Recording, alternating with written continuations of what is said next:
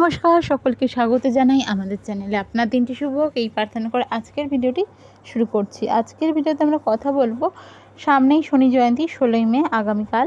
তো এদিন আপনারা ঠিক কি করবেন, আর যাদের শনির সাড়ে সাথী ঢাইয়া বা শনি রিলেটেড মেন সমস্যা চলছে, লাইফে অনেক স্ট্রাগল করছেন, কর্ম করছেন, নিজের থেকে যতটা সম্ভব আপনারা এফোর্ট দিচ্ছেন, তারপরেও রেজাল্ট পাচ্ছেন না, বা যে কোনো হেলথ ইস্যু, শনি রিলেটেড সমস্যা বা ঢাইয়া সাড়ে সাথী বা শনির অন্তর্দশা মহাদশার কারণে যে সমস্যা চলছে সেগুলির থেকে, তার নেগেটিভ যে প্রভাব এগুলির থেকে বা এগুলির নেগেটিভ যে প্রভাব রয়েছে তার থেকে কিভাবে নিষ্পত্তি পাবেন।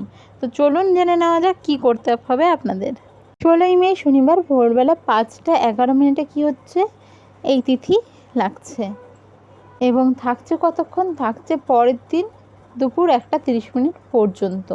তো 16ই মে শনিবার সূর্যাস্তের পর কি করতে হবে আপনাদের, মাথায় রাখবেন সূর্যাস্তের পর আপনারা একটা স্টিলের বাটি বা একটা মাটির কোনো মুচি হয় বা মাটির যে প্রদীপ টাইপের হয়, যে গোল মুচি বলে, যে কোনো জিনিস মাটির গোল, যেটার মধ্যে আপনারা সরষের তেল নিতে পারবেন, এরকম একটা বাটি নেবেন।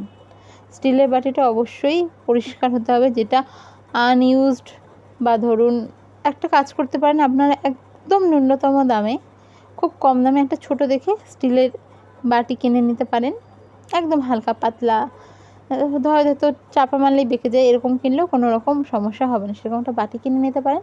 কারণ এই রেমেডির ক্ষেত্রে কিন্তু বাটিটা আপনাকে দান করতে হবে, বা এছাড়াও মাটির প্রদীপ বা মুচি এগুলো ইউজ করতে পারেন। এবার সেটার মধ্যে সরষের তেল দেবেন আর কিছু কালো তিল দেবেন, দিয়ে দিলেন। এটা কখন করবেন, সূর্যাস্তের পর, অবশ্যই শনিবার।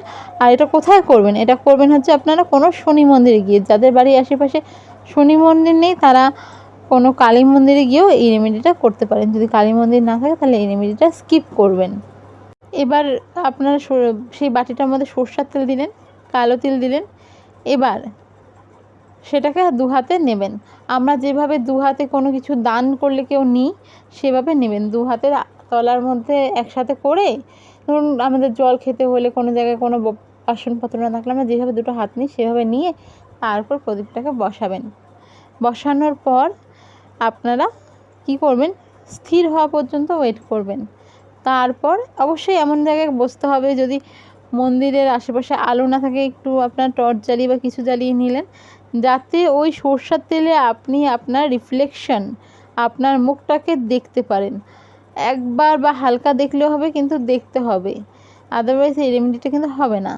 হয়ে গেল দেখা হওয়ার পর চোখ বন্ধ করে ওভাবে হাতে প্রদীপটা নিয়ে আপনি প্রার্থনা করবেন আপনার যে সমস্যাগুলো রয়েছে, শনি রিলেটেড, ঢাইয়া রিলেটেড, সাড়ে সাথী রিলেটেড, অন্তর্দশা মহাদশা, নিচস্থ, কারক মারক, যেই হিসাবে যার যেরকম সমস্যা রয়েছে বা যার এগুলো চলছে না তবুও অনেক বাধা বিপত্তি পাচ্ছেন, তারাও করতে পারেন। গিয়ে বলবেন যে এগুলো থেকে যেন আপনাকে শনিদেব মুক্ত করে, এর নেগেটিভ প্রভাব থেকে আপনাকে যেন রক্ষা করে বলে তারপর সেই প্রদীপটাকে কিন্তু সেখানে নামিয়ে দিতে হবে।